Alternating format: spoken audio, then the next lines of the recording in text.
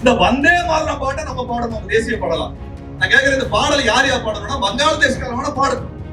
அவன் ஊரை பேசுது, அவன் மொழியில இருக்குது. நீ அங்க போய் பாடு, அங்க போய் பாடு. எங்க ஊர்ல என்ன திணிக்கிற? ஒரு வருட புரட்சியில ஒண்ணுத்தையும் பண்ணிட முடியாது. ஒரு ஓட்டு போட்டு எதையும் காப்பாற்ற முடியாது. நீங்கள் ஓட்டு போட்டு தேர்ந்தெடுத்த அரசு இதை கண்டித்து இன்னும் பேசவில்லை. இந்த திருட்டு கூட்டம் நீட் தேர்வினுடைய தாளை வைத்துக் கொண்டு வியாபாரம் செய்திருக்கிறார், வணிகம் செய்திருக்கிறார். உங்களோட பிரதமர்ல இருந்து எல்லாரும் ஒழுங்க டிகிரி படிச்சான சர்டிபிகேட்டே காமிச்சிருக்கீங்க. தமிழ் மொழிக்கு ஏதாவது பிரச்சனை என்றால் இருக்கு என்றால் நீதிக்கு வரக்கூடியதுதான் உண்மையான மாற்றம். ஓட்ட நடக்கக்கூடியதான் மாற்றம். நீ 5 வருஷம் கையை கட்டி உட்கார்ந்து 5 வருஷம் கழிச்சு ஓட்டு போட்டு மாற்றம் எப்படியா மாறும்? ஒரு பெரும் போராட்டத்தை ஆளுநரே இதற்கு மேல் தொடர்ச்சியாக தமிழ் மொழியை இழிவு செய்தால் நீ இல்லத்தை விட்டு வெளியில் வர முடியாத அளவுக்கு தமிழ்நாட்டினுடைய இயக்கங்கள், கட்சிகள், ஜனநாயக தோழர்கள் திரண்டு நின்று எதிர்ப்பு தெரிவிப்பார். வெளியேறு, வெளியேறு,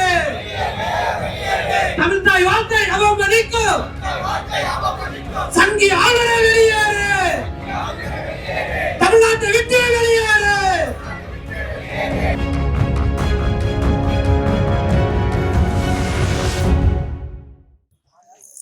தமிழ் மொழி காப்பதற்காக மே 14 இயக்கத்தினுடைய ஒப்பற்ற தோழர் பொறுப்பாளர் தோழர் சிவா திலீபன் உயிர் கொடுத்திருக்கிறார். இந்த ஆளுநரை நாங்கள் கண்டிக்கின்றோம். சிவா திலீபன் எங்களுக்கு உத்தரவிட்டு சென்றிருக்கிறார்.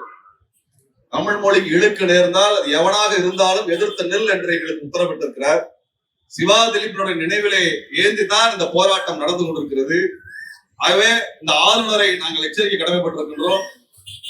இதுபோல அமைதியான போராட்டங்களை மட்டுமே நாங்கள் நடத்தி கொண்டிருப்போம் என்று இந்த பாரதிய ஜனதா கட்சியினுடைய RSS சங்கிகள் நினைத்தால் கடுமையான எதிர்ப்புகளை தமிழ்நாட்டில் இருக்கக்கூடிய அனைத்து ஜனநாயக இயக்கங்களையும் திரட்டி நாங்கள் நடத்த வேண்டியிருக்கும்.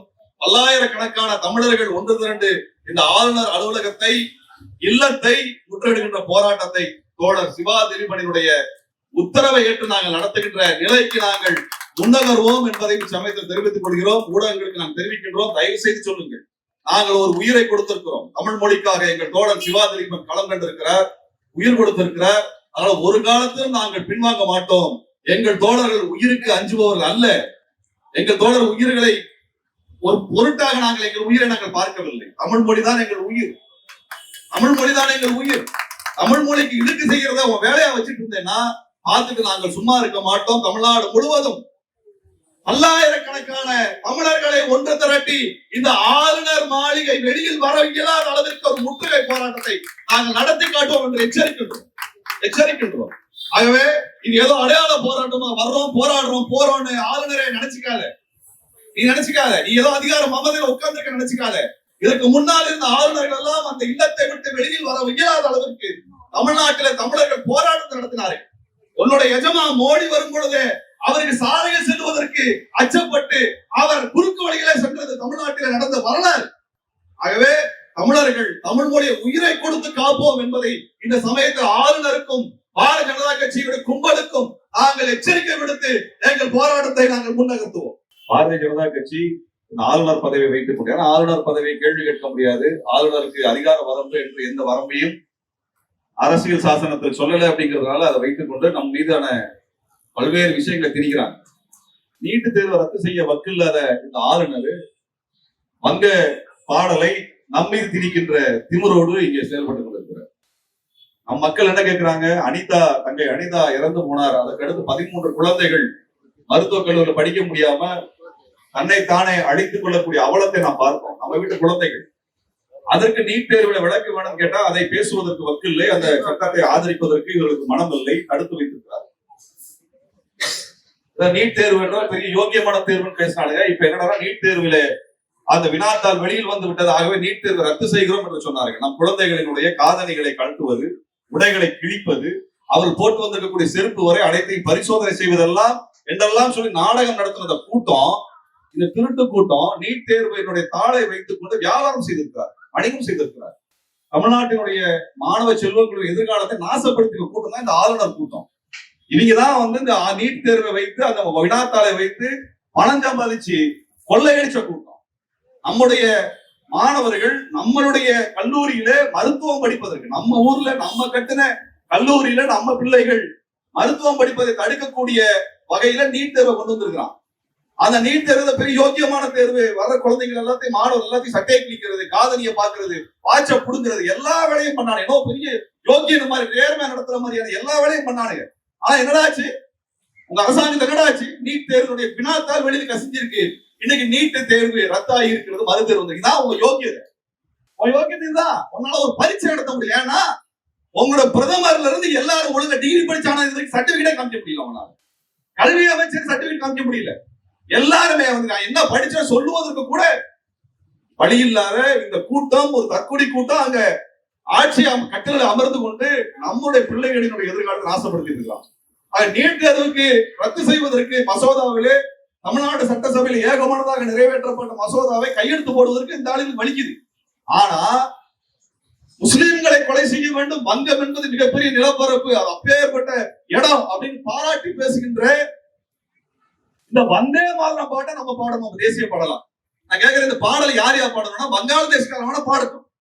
அவன் ஊரை பேசுது, அவன் மொழியில இருக்குது, நீ அங்க போய் பாடு, அங்க போய் பாடு. எங்க ஊர்ல திணிக்கிற, எங்க ஊர்ல திணிக்கிற? வந்தே மாதரமும் வங்க மொழி பாடலாமா? தேசிய கீதமும் வங்க மொழி பாடலாம். ஏன் தமிழ்ல பாடுறதுக்கு ஆள் இல்லையா? தமிழ்நாட்டில் தேசபக்தி பாடலை எழுதியவர்கள் யாரும் இல்லையா? நீதான் பெருசா பேசுற, பாரதியை கொண்டு வரோம், பாரதியை கொண்டு வர, பாரதி தேசபக்தி பாடலாம் எழுதலையா?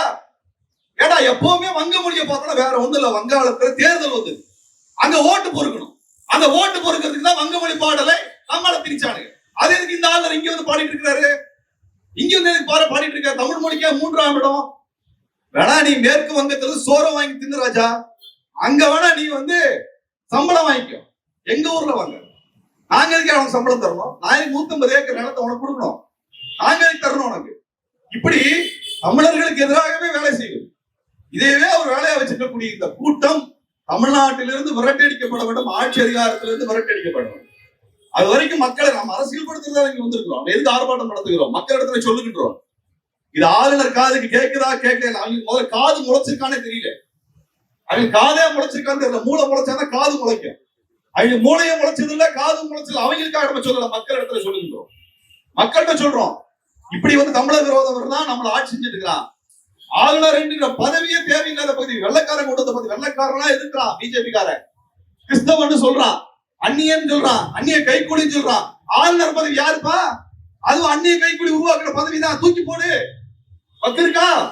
அப்ப உனக்கு எது வசதியோ அதை வைத்துக் கொள்ளுவ, அதை வைத்துக் கொண்டு மாநில உரிமையில் நசுக்குவ, காலில் போட்டு மிதிப்ப, தமிழ் மக்களை தமிழ் மொழியை இழிவுபடுத்துவ.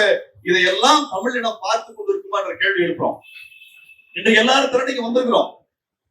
எல்லாருமே நீங்க எல்லா விடுமுறையில நீங்க எல்லாம் வீட்டில் இருக்கலாம், விளையாட்டு போட்டிகளை பார்க்கலாம். ஆனால் மேற்பதினாறு இயக்க தோழர்களும் ஜனநாயக இயக்க தோழர்களும் இன்னைக்கு வீதிக்கு வந்திருக்கிறோம். இன்னைக்கு வீதிக்கு வந்திருக்கிறோம். எங்களை விடுமுறையை பார்த்து வெயிலை பார்த்து ஒதுங்கி நிற்கவில்லை. தமிழ் மொழிக்கு இடுக்கு என்றால் எங்க சிவாதிரிமன் சொன்னதை போல வீதிக்கு வர வேண்டும் என்கிற அரசியலை உயர்த்தி பிடிச்சு வீதியில் வந்து நிற்கிறோம். இப்படியே பார்த்துட்டு இருக்க மாட்டோம். மக்களே, வேடிக்கை பார்க்கக்கூடிய தமிழ் மக்களே, நீங்கள் வீதிக்கு வாருங்கள். வீதிக்கு வந்து போராடினாதான் தமிழ்நாட்டை காக்க முடியுமே ஒழிய ஒரு விரல் புரட்சியில உறுதி பண்ணிட முடியாது. ஒரு ஓட்டு போட்டு எதையும் காப்பாற்ற முடியாது. நீங்கள் ஓட்டு போட்டு தேர்ந்தெடுத்த அரசு இதை கண்டித்து இன்னும் பேசவில்லை. அவர்கள் வாய் திறந்து பேசணும். ஏனென்றால் இன்றைக்கு தமிழ்நாட்டில் பொறுப்பேற்கக்கூடிய அரசு என்பது 1.5 கோடி தமிழர்கள் வாக்களித்து தேர்ந்தெடுக்கப்பட்ட அரசு. தமிழ் மொழிக்கு இடுக்கு என்றால் அந்த அரசுதான் துணிந்து பேச வேண்டும், துணிச்சலோடு பேச வேண்டும், முதுகெலும்போடு பேச வேண்டும் என்கின்ற கோரிக்கையை தமிழ் மக்கள் எப்பொழுதுமே வச்சிருக்கிறாங்க. எப்பொழுதுமே தமிழ்நாட்டின் தலைவர்கள், தமிழ்நாட்டின் ஆட்சி கட்டில் இருக்கக்கூடியவர்கள் தமிழ் மொழிக்கு இடுக்கு என்றால், தமிழனுக்கு இடுக்கு என்றால், தமிழ்நாட்டுக்கு ஆபத்து என்றால் முதல் குரலாக முதலமைச்சர் குரல் வேண்டும் என்று சொல்லுவார்கள், போராடுவார்கள். அதைத்தான் கேட்கின்றோம். ஆக உங்களை தேர்ந்தெடுத்த மக்களை அரசியல் படுத்துவதற்கும், உங்கள் கட்சிக்காக உழைத்தவர்கள் அரசியல் படுத்துவதற்கும் நீங்கள் போராட்ட களத்துக்கு வர வேண்டும். ஆகவே தமிழ் மொழியை காப்பதில் எங்களுக்கு சமரசம் கிடையாது. எந்த கட்சியாக இருந்தாலும், எந்த ஆட்சியாக இருந்தாலும் நாங்கள் சமரசம் செய்து கொள்ள போவதில்லை. நாங்கள் போராட்ட களத்தில் இருப்போம். ஒருவராக இருந்தாலும், இறுதி தமிழனாக இருந்தாலும் மே 17 தோழன் களம் காண்பான் என்பதை சொல்லுகின்றோம். எங்களுடைய போராட்டம் ஒரு நாளும் அடிபடியாது, யாருக்காகவும் சமரசம் செய்து கொள்ள மாட்டோம் என்பதைத்தான் எங்க சிவா திலீபன் சொன்னார். சிவா திலீபனுடைய மறைவிற்கு பிறகு நாங்கள் அந்த முழக்கத்தை முன்னெடுத்து களத்தில் நிற்கிறோம். இப்படியே பார்த்து அடையாள போராட்டத்தை மட்டும் நடத்தி கொண்டிருக்க மாட்டோம். ஒட்டுமொத்த தமிழ்நாட்டின் ஜனநாயக இயக்கங்களை ஒன்று திரட்டி ஒரு பெரும் போராட்டத்தை, ஆளுநரே இதற்கு மேல் தொடர்ச்சியாக தமிழ் மொழியை இழிவு செய்தால் நீ இல்லத்தை விட்டு வெளியில் வர முடியாத அளவுக்கு தமிழ்நாட்டினுடைய இயக்கங்கள் கட்சிகள், ஜனநாயக தோழர்கள் திரண்டு நின்று எதிர்ப்பு தெரிவிப்பார்கள். இது நடக்காத விஷயங்கள், நடக்க முடியாத விஷயம்லாம் இல்ல. ஜல்லிக்கட்டு போராட்டத்தில் தமிழன் திரண்டு எழுதான். காளை மாட்டிற்காக களம் கண்டவன் தாய்மொழி தமிழை காப்பதற்காக களம் வர மாட்டானா? இங்கே போர்க்களத்துல இவன் நிற்பானே, துணிந்து நிற்பானே, குரல் உயர்த்துவானே, அந்த தமிழன் வந்து நிற்பான். அந்த தமிழன் வந்து நிற்பான். சுயமரியாதை தமிழன் வந்து நிற்பான். ஆக களம் கண்டானே, ஈழத்தில் களம் கண்டானே, தமிழ்நாட்டில இந்தி மொழி எதிர்த்து களம் கண்டானே, அந்த மரபு மாறவில்லை. அந்த குருதி இன்னும் தமிழருடைய உடலில் ஓடிக்கொண்டிருக்கிறது. அதையெல்லாம் பார்த்து கிள்ளுக்கரையாக நினைத்து விட வேண்டாம். இந்த பிஜேபி நிறை சங்கிகளை நாங்கள் எச்சரிக்கின்றோம். தமிழ்நாட்டை, தமிழ் மொழியை, திருவள்ளுவரை, திருக்குறளை நீ இழிவு செய்தால் நாங்கள் பார்த்துக் கொண்டு அமைதியாக நாங்கள் கடந்து செல்ல மாட்டோம் என்பதை எச்சரிப்பதற்காக தான் இங்க திரண்டிருக்கிறோம். தமிழ்நாட்டு மக்களுக்கு நாங்கள் அறைகோள் விடுக்கின்றோம். எத்தனை காலம் தான் வீட்டிலே உட்கார்ந்து இருப்பீங்க? வீதிக்கு வாங்க, வீதிக்கு வாங்க. நீங்க ஏதோ ஒரு நாள் ஓட்டு போட்டா மாற்றம் வந்து விடாது. மாற்றம் என்பது உன்னிடத்தில் நடக்க வேண்டும். ஓட்டு போட்டையே ஓட்ட நடக்கணும். தமிழ் மொழிக்கு ஏதாவது பிரச்சனை இருந்தால் இருக்கு என்றால் வீதிக்கு வரக்கூடியதுதான் உண்மையான மாற்றம். ஓட்ட நடக்கக்கூடியதான் மாற்றம். நீ 5 வருஷம் கையை கட்டி உட்கார்ந்துக்குவ, 5 வருஷம் கழிச்சு ஓட்டு போட்டு மாற்றம் எப்படியா மாறும்? எப்படி மாறும்? நீ வீதிக்கு வா, பொதுமக்களுக்காக கேள்வி கேளு, உன் உரிமைக்காக போராடு, இவன் மொழிக்காக நீ களம் காண். இதையெல்லாம் செய்யாமல் வீட்டுல உட்கார்ந்து ஒரு நாள் ஓட்டு போட்டு லீவ் எடுத்து ஓட்டு போட்ட ஒன்னாலெல்லாம் தமிழ்நாடு மாறிடாது. இந்தியாவை மாற்ற முடியாது. இந்துத்துவவாதிகளை விரட்டிவிட முடியாது. தமிழ்நாட்டையும் தமிழ் மொழியும் உன் வாழ்க்கையும் நீ காப்பாற்ற வேண்டும் என்றால் விடுமுறையோ வேலை நாளோ வீதிக்கு வா, வீதிக்கு வா. அதெல்லாம் வராம சொகுசாவுக்கு வந்து நான் கிரிக்கெட் பார்ப்பேன், சினிமா பார்ப்பேன், 5 வருஷத்துக்கு ஓட்டு போட்டு மாற்றத்தை கொண்டு வரங்கிற பம்மாத்து பூசுத்துக்கின்ற வேலையெல்லாம் ஈடுபடாது. ஆகவே தமிழ் மக்களுக்கு அறைகோல் விடுக்கின்றோம். தமிழ்நாட்டில் ஜனநாயக அமைப்புகளுக்கும் அறைகோல் விடுக்கின்றோம். அனைத்து அரசியல் கட்சிகளுக்கும் அறைகோல் விடுக்கின்றோம். அனைவரும் ஒன்று திரண்டு தமிழ்நாட்டு உரிமையை, மாநில உரிமையை பாதுகாப்பதற்கு முன்வர வேண்டும் என்று சொல்லி இந்த போராட்டத்தில் பங்கெடுத்த அனைத்து தோழர்களும் குறுகிய காலத்திற்குள்ளாக திரண்டு வந்திருக்கிறார்கள். பல்வேறு ஊர்களில் இருந்து திரண்டு வந்திருக்கிறார்கள். பல்வேறு அவர்களுக்கு வேலை இருக்கு. எல்லா ஆபீஸ் நாளைக்கால ஆபீஸ் போகக்கூடியவங்க, வேலைக்கு போகக்கூடியவங்க தான். எல்லாத்தையும் விட்டு நீங்க வந்திருக்கிறாங்க. எல்லாத்துக்கும் குடும்பம் இருக்குது. உங்களை போல அவர்களுக்கு குடும்பம் இருக்கிறது, குழந்தைகள் இருக்கின்றன, நாளைக்கு வேலை இருக்கிறது, வேலைக்கு போவதற்கு முன்பால் பணிக்கான தயாரிப்பு இருக்கிறது, எல்லாம் இருக்கிறது. ஆனாலும் போராடுவதற்கு மனம் இருக்கிறது, துணிந்து நிற்பதற்கு வீரம் இருக்கிறது, எங்களை கொண்டு போய் காலத்தில் நிறுத்துவதற்கு தமிழ் மொழி இருக்கிறது என்பதை சொல்லி இந்த ஆர்ப்பாட்டம் இனிமேலும் தொடர்ந்து நடக்கும். இந்த போராட்டம் ஒரு பொழுதும் அடிபணியாது என்பதை சொல்லி விடைபெறுகிறேன். நன்றி, வணக்கம்.